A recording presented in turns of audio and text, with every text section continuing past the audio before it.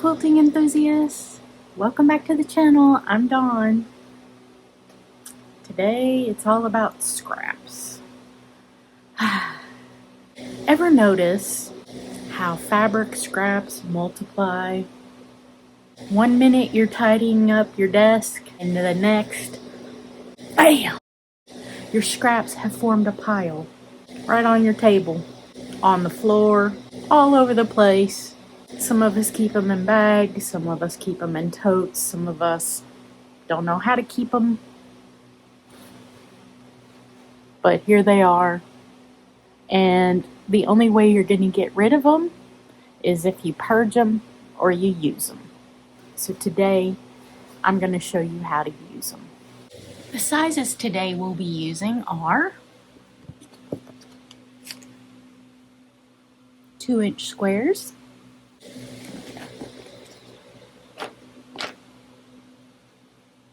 charm squares, 2.5-inch squares, and 2.5-inch jelly roll strips.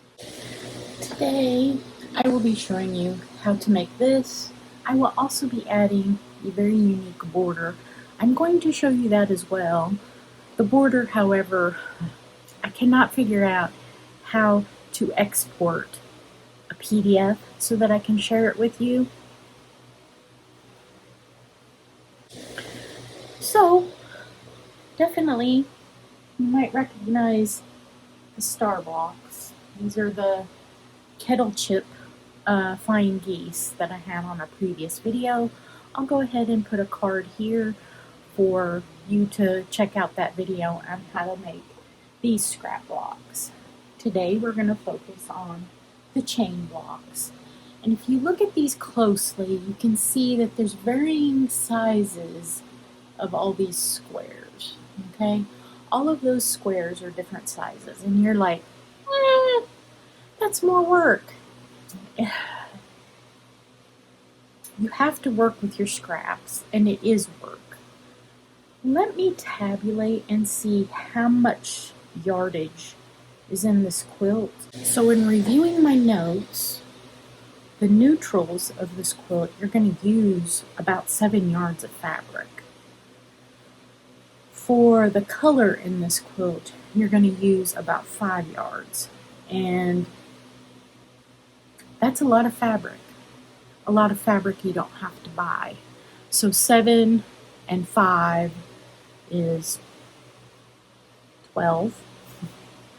12 yards times $10 a yard or more is going to be $120 worth of savings. All because you're using these to work with the fabric instead of shelling out money that you would have to use these to work with the fabric anyway. So don't be scared off by the piecing on this because it does go relatively fast. You can cut strings and then subcut to make your 9 patches and the sashings. So, okay, here I have my 9 patch ready to sew, and this is a very basic block.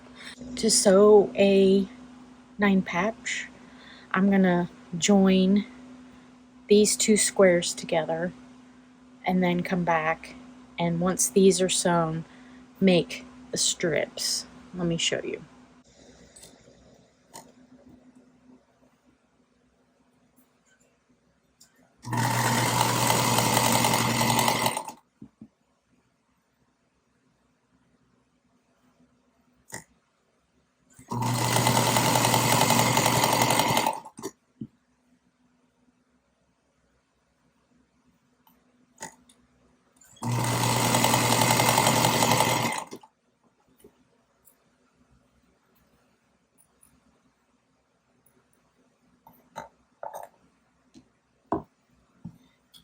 Alright, I'm going to go ahead and press to the dark side on all of this.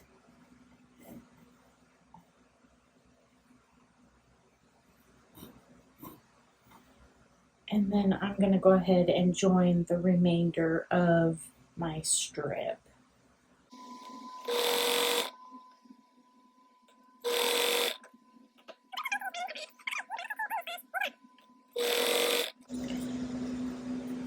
Again, I'm going to press to the dark side.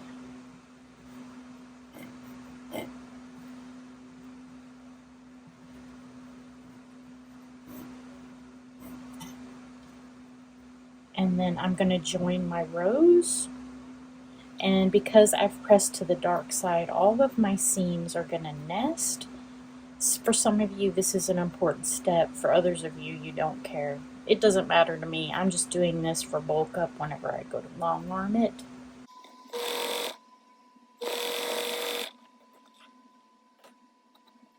And I also, whenever I open my seams, I open and spin all of my seams.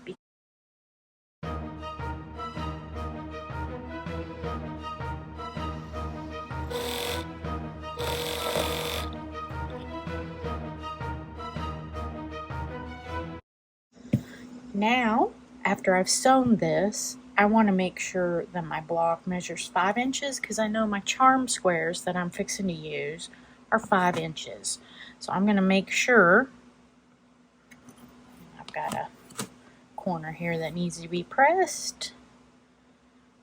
So I'm a little bit off. Let's see. And my rotary blade probably needs to be replaced, but I'm just trimming off slivers. Yeah, my rotary blade needs to be replaced. I just replaced it, but I've done lots of cutting for this. So, all right, I've done those two sides, and I'm going to come back and verify. And why is that?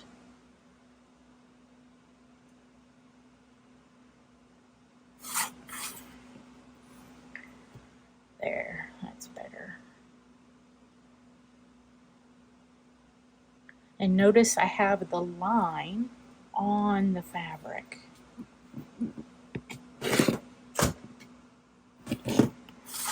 Alright, just slivers, but that makes a difference whenever you go to quilt this. Now, my charm square, I'm going to take and I'm going to cut in half. And yes, this doesn't have pinked edges because sometimes I like to take the scraps that are on my table and cut pre-cut sizes. So I cut this to a 5-inch square, and now I've subcut it. And this you will sew to the top and the bottom. Okay? So I'm going to sew here and here, and then we'll proceed to the next step. So these are 2.5 by 5. All right, halfway done with that step.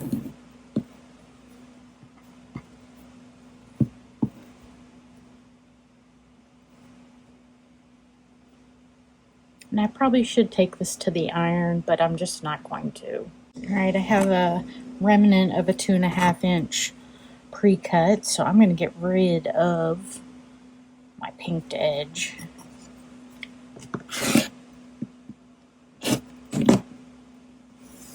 So like I said, cutting down, this is work, but you'll end up with a quilt as a result, and it'll be a free quilt.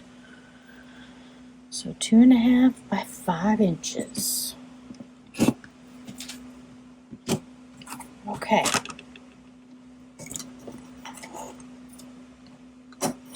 Again, I'm going to press outward.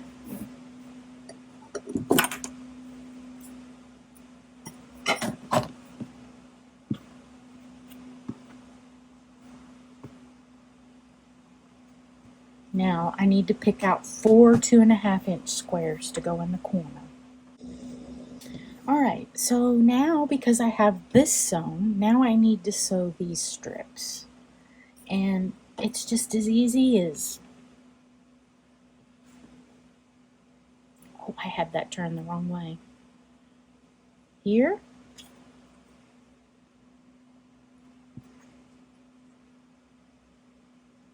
And here. Okay, because we pressed these outward, we're going to press these towards the white. That is breaking all the rules, but it will help nest everything. You can also press these as you wish. There are no rules in quilting. Okay. Now I'm just gonna fold these over and sew each side. And because I've trimmed this, these nest perfectly and match up, and the block is not going to be wonky.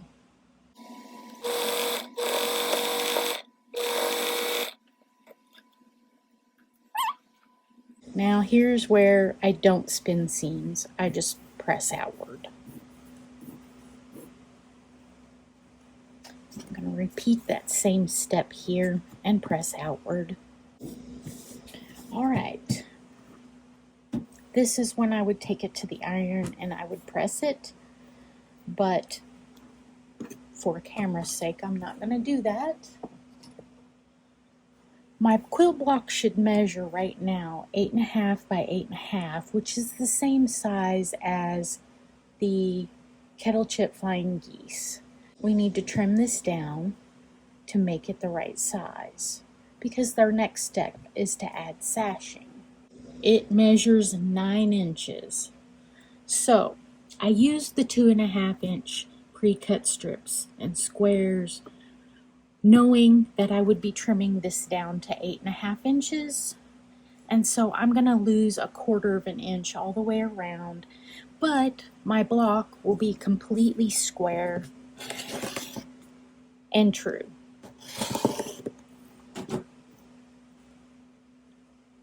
Some of you could eliminate your 1/4 inch and cut these all at 2 1/4. I think it's faster to trim them all at once when they're in the block, and that way you can make them square.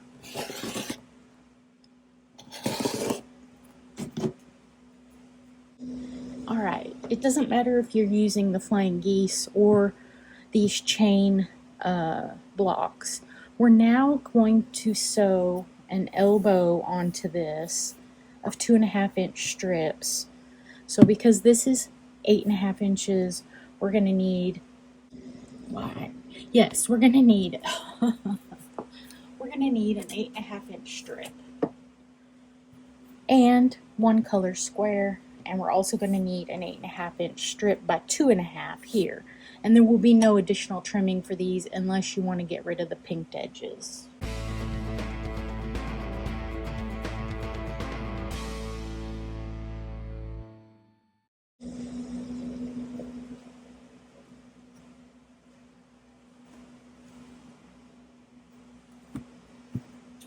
Alright, now I'm going to proceed to sew one of these strips to the block, lining my raw edges, and then taking this and sewing it to the end of this strip. Okay, again, I'm pressing outward here.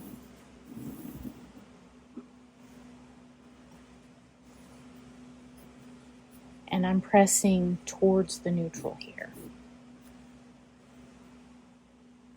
And now I'm going to sew these two together. Pressing, I'm going to press out.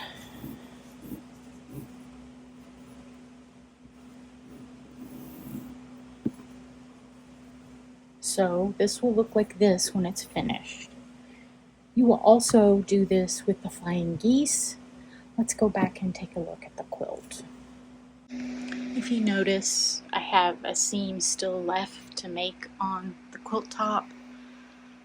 So here we have one of the blocks that we just did. We have the sashing in the elbow, and you do the same thing for all of them. Then you're going to come back around the perimeter of the quilt, and you're going to take the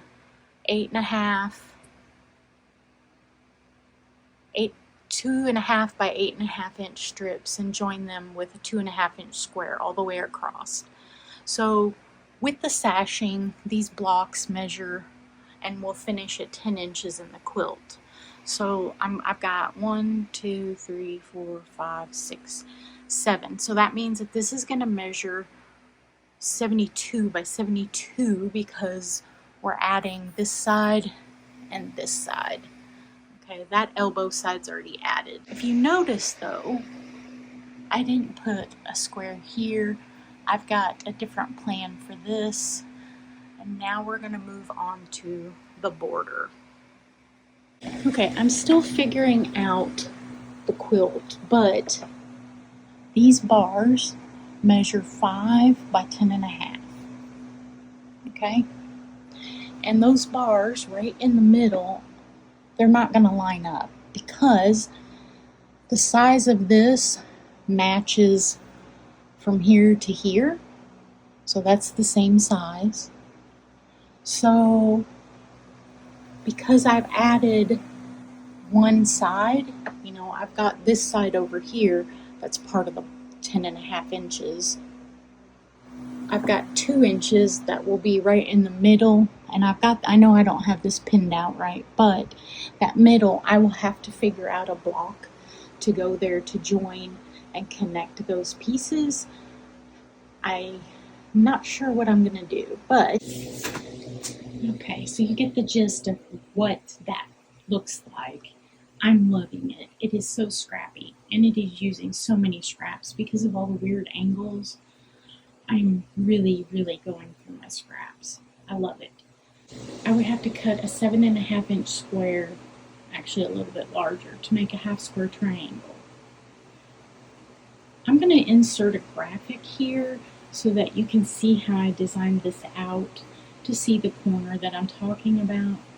But I also incorporated that square in the design, and I wasn't quite sure. That's a big spot to connect the corner, and I really didn't want to make this harder because this is using scraps. I want to make this as easy as possible. So I think I'm just going to use a half square triangle there, and I may use a covered corner in the corner to maybe bring maybe a half square triangle. I don't know. We'll see. But this is how it's looking. And let me show you and demonstrate how to make that scalloped edge. It's easier than you think.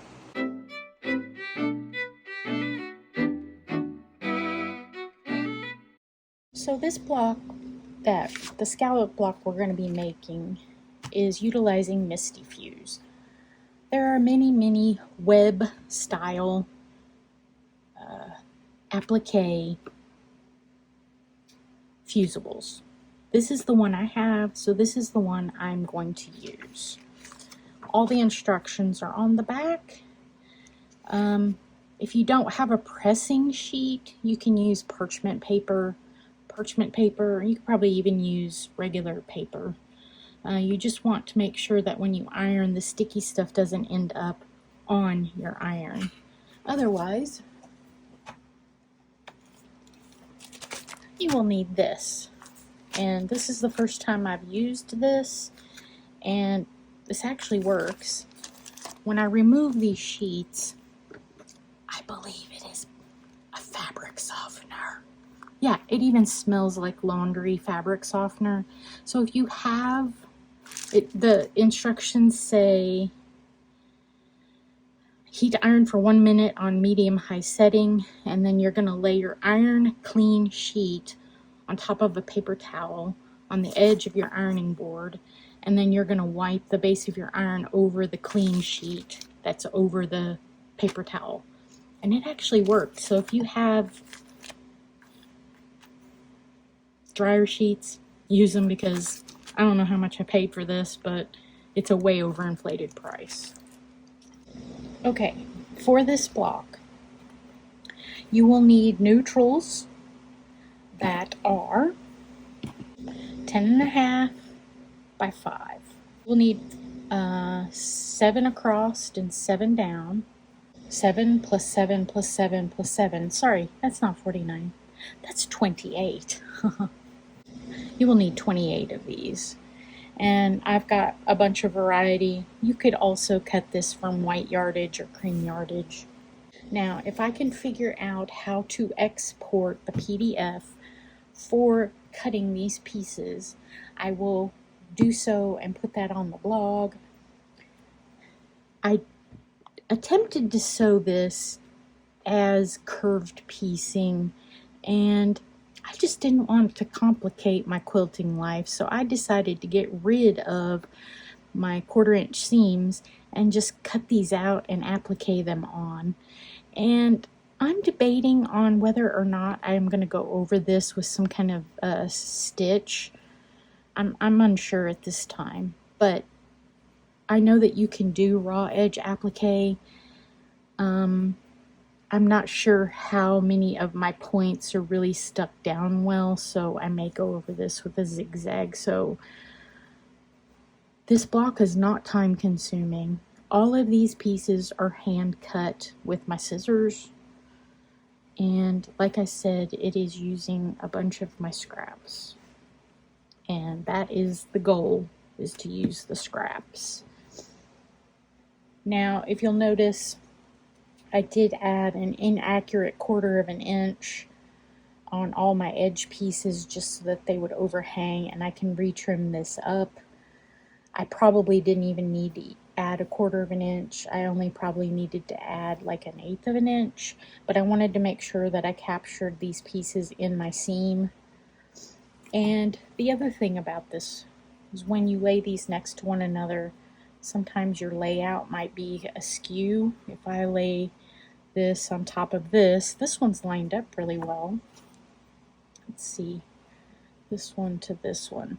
Okay, see how they're offset? So I'm probably going to end up sewing all of my bars together for the row and then coming back and trimming them off to make all of this even. So they're not going to end up being 5 inches in the quilt. It's going to be less, just because I wasn't paying attention. The more you do of these, the better you get at it, and your first ones are going to be hard. And how you lay this out, you're going to start out with your center thing, your center piece right here. You're going to take and you're going to fold your block in half, and you're just going to kind of make a mark there, and then you're going to lay that center piece, lining the tip here and the tip here over that center line. And then by just lining up the raw edges here and here, it will guarantee that you're not going to have this up against anything, so this portion doesn't really matter. If you notice, this was probably pushed up a little bit too high, and that may or may not affect the output of that side. So it's imperfect, but when you step back from this, you can't really tell. And all of these have got Misty Fuse applied before I cut them out. Okay, I have found my pieces. So I have also pre-fused, and you can't really tell it. I can tell it by how it bends and how it feels, but I can feel the webbing on the back of this. So I'm going to proceed to trace these out. And the method to my madness is I keep all of my pieces letter side up. For whatever reason, I can't find these 2 pieces, so whenever I trace these, I will just flip these over because it's the mirror image. And this is how I do it. So right here I see a line where there's no fusible. I'm going to put that in my seam allowance, and I'm just going to trace around it. And sometimes my pen doesn't want to work, and I just am using a regular ink pen. This is on the back again, don't do it on the front. If you have a friction pen, it may work for you. And then after I've traced that, I set it aside and I use my scissors and I cut. And the smoother the edge, the better. If you need your scissors sharpened, take them to your local area quilt shop and get them sharpened. There are sharpening services online where you pay so much money, send them off, and then they send them back to you. Alright, so we got that one. Let's see. Do I have fusible all the way to the edge? Yes. Okay. And my 1/4 inch doesn't have to be perfect because this will get trimmed off later whenever I trim up the blocks. And I'm going to repeat this process for all of these pieces. Alright, I've cut out all my pieces, and now I'm going to fold that in half, make a crease, and I'm going to bring this and approximately line it up, center it.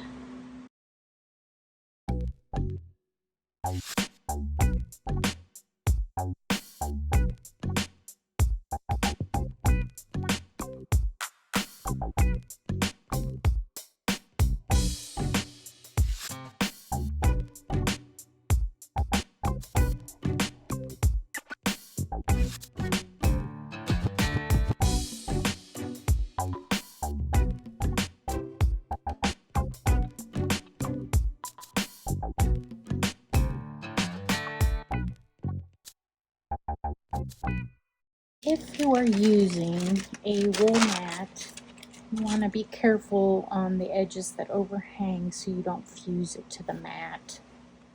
But there you have it. That's how you make the block. Now, there's one more thing I want to show you. This is called a chain block, where when you line these up, they form rings. Let me put that on the design wall so you can see it better. Alright, there is how it forms rings. Is that not neat? So I debated on doing that all the way around, but because that portion is so sparse with color, that was going to be too bold, way too bold. I just think that is the neatest block. Now, let's go in for a closer look.